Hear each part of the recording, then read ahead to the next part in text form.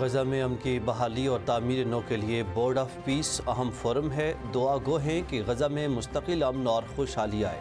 وزیر اعظم شہباز شریف کا قازقستان کے ساتھ معاہدوں پر دستخط کی تقریب سے خطاب۔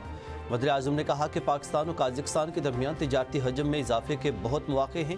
معاہدے حقیقت کا روپ دھارنے سے معاشی اور ثقافتی تعاون میں اضافہ ہوگا۔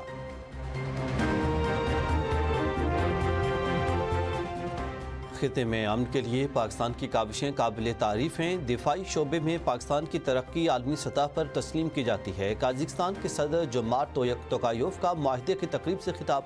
کہا کہ پاکستان قابل اعتماد شراکت دار ہے۔ معاہدے اور مشترکہ اعلامیے اہمیت کے حامل ہیں۔ دوست ملک کے دورے پر خوشی ہوئی۔ قازق صدر کا بہترین مہمان نوازی پر حکومت پاکستان سے اظہار تشکر۔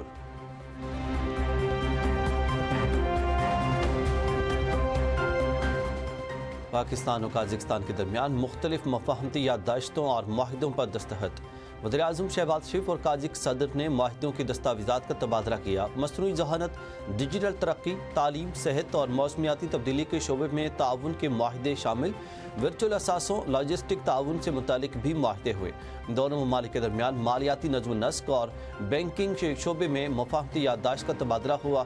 قیدیوں کے تبادلے، میری ٹائم، ٹرانزٹ ٹریڈ، کسٹم اور ریلوے کے شعبوں میں بھی معاہدے طے پائے۔